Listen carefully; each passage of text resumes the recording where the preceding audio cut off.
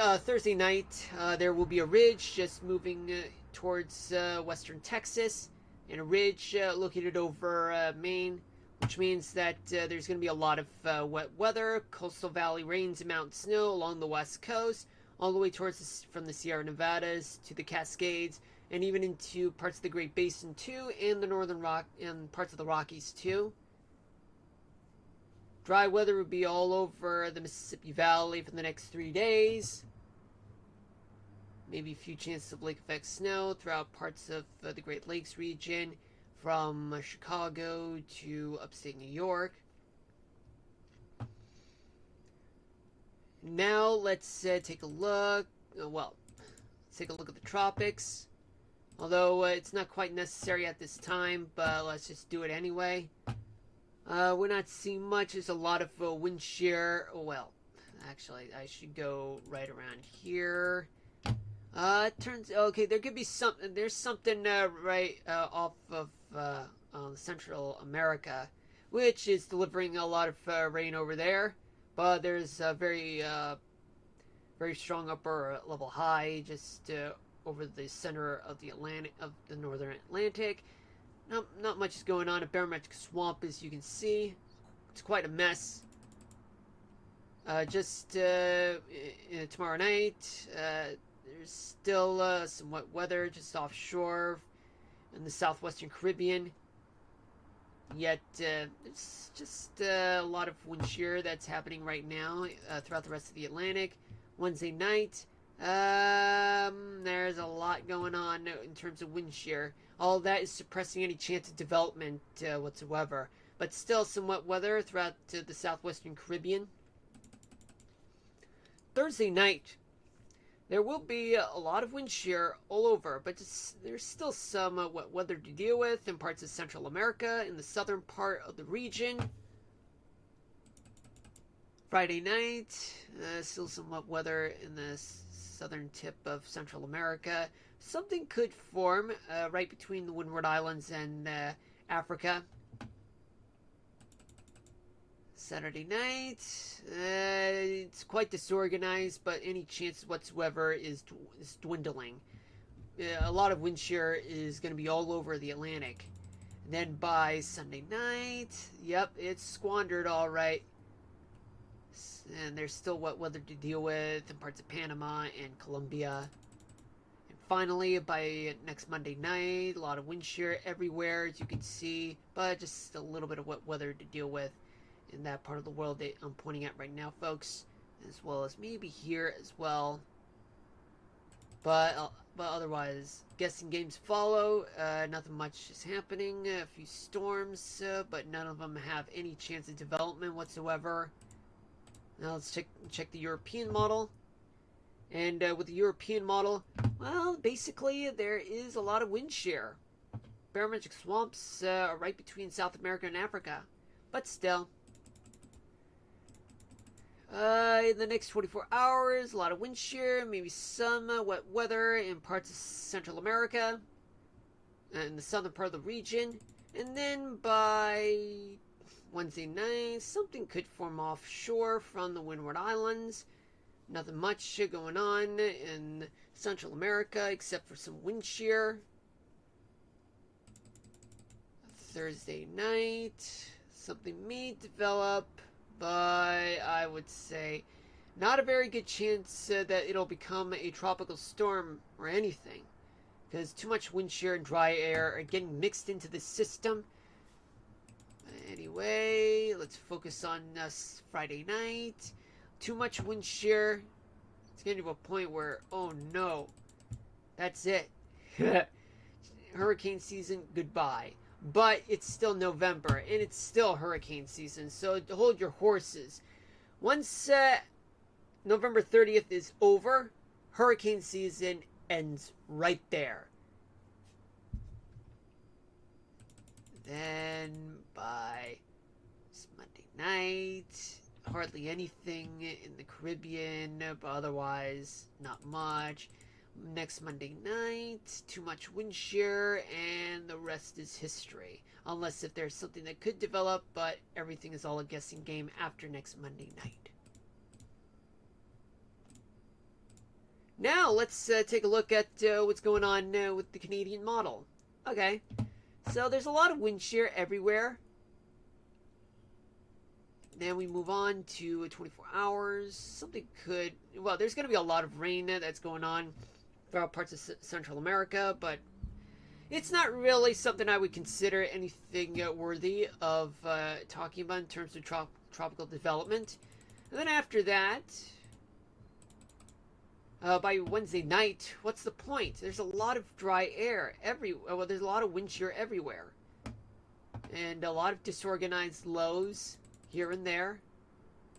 Thursday night, no exception at all. Just a lot of wind shear everywhere. Friday night, it's almost the same thing.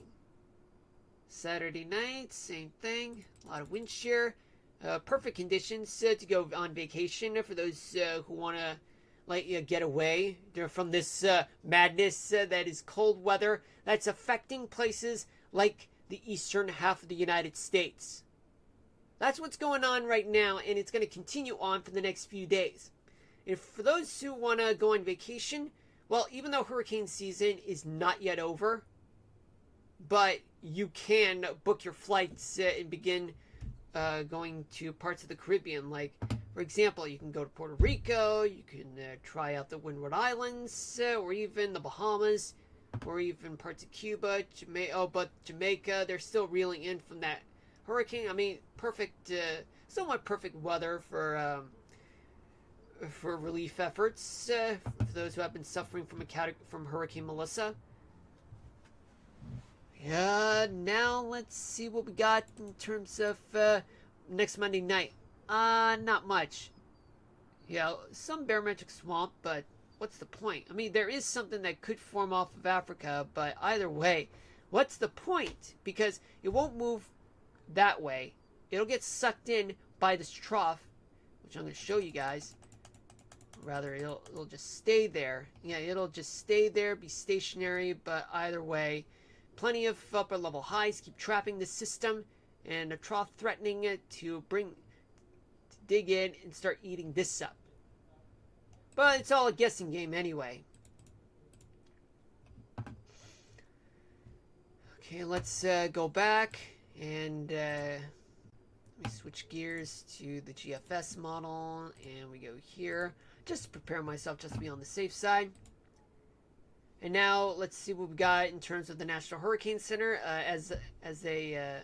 Just as I said the whole time, tropical cyclone activity is not expected during the next 7 days. And that's as of 12:09 p.m. Eastern Standard Time today.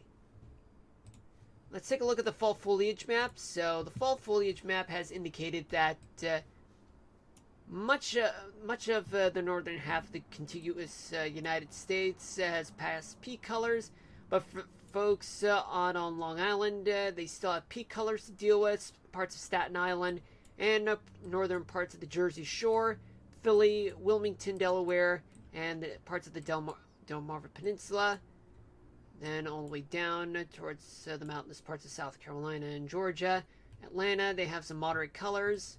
Plus Birmingham, Jackson, Mississippi, and Fort Worth and Dallas, Texas.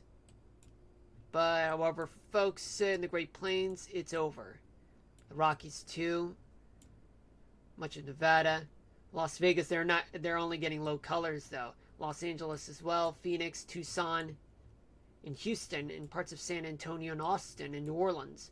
And almost for Jacksonville, Florida, and Tallahassee.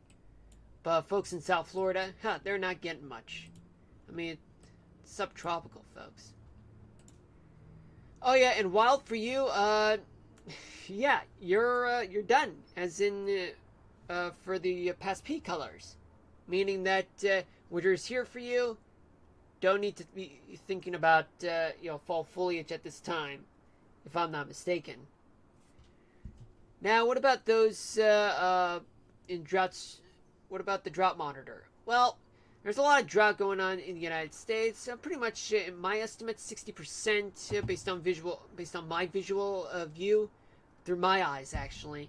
But anyway, there's a lot of extreme drought that's going on throughout places like northern New England, southern Georgia, panhandle of Florida, southern Texas, parts of the desert Southwest, Great Basin, and parts of the Pacific Northwest, but on the interior side, though, like northern Idaho and just eastern Washington State. Oh, and also the southern Great Lakes region. But it's not as dry in the Great Plains region, northern California, and as well as south of the Ohio River, and right between the Ohio River and the Tennessee River. All right, and now let's tune into here.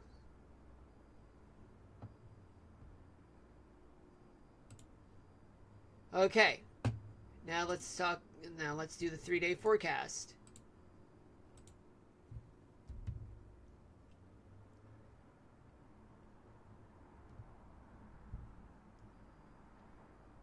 Okay, let's go here.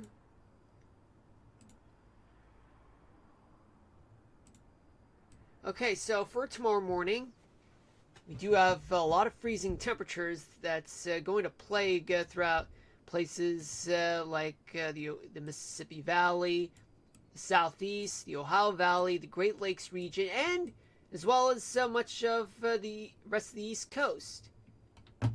And that explains why Florida is going to get some below average temperatures, parts of Texas. No mild mornings will occur throughout much of California and parts of the West Coast, and as well as parts of the desert Southwest.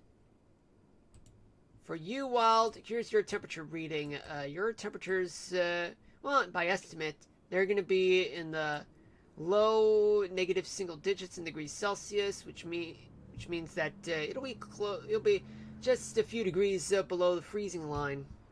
Just let me see. Yep, not much leaves on the trees anymore. Just all over the ground. Oh, gotcha. Yeah, mine, we still have plenty of fall foliage to deal with, but those in New Jersey, sorry. But I'm not going to New Jersey for fall foliage because that is just about 2 or 3 weeks too late for me. At least I do have a friend who lives in New Jersey, but it'll be too late anyway. Maybe, you know what, I don't know. Anyway, for you, Wild, looks like your temperature reading will be in the single digits in degrees Celsius, above freezing, though. For folks in the U.S., there's a lot of below average temperatures, just about freezing in parts of the Great Lakes region, the southern chain of the Appalachian Mountains, much of the Northeast, and plenty of warm temperatures throughout California, desert Southwest, mild temperatures along the West Coast, and plenty of mild temperatures in the southern plains of Texas. Yeah, below average temperatures are plaguing throughout the eastern third of the country, as you can see, folks. Now let's take a look for Wednesday morning. By Wednesday morning, let me show you guys. Okay, so while for you, your temperatures for the low, they're going up, which means they're going to go up into the lower single digits in degrees Celsius, above freezing now. Folks in the U.S., looks like freezing air is starting to make its way into the northern plains, the upper Mississippi Valley, parts of the upper Mississippi Valley, I should say. But there's still freezing temperatures throughout parts of New England, parts of the Northeast, I should say. Mild temperatures start creeping up just a little bit in the Western Gulf. There's still some mild temperatures along the West Coast and parts of the southern desert Southwest. Let's take a look for Wednesday night. Wild, your temperatures will remain somewhat stagnant with temperatures in the low to mid single digits in degrees Celsius, above freezing.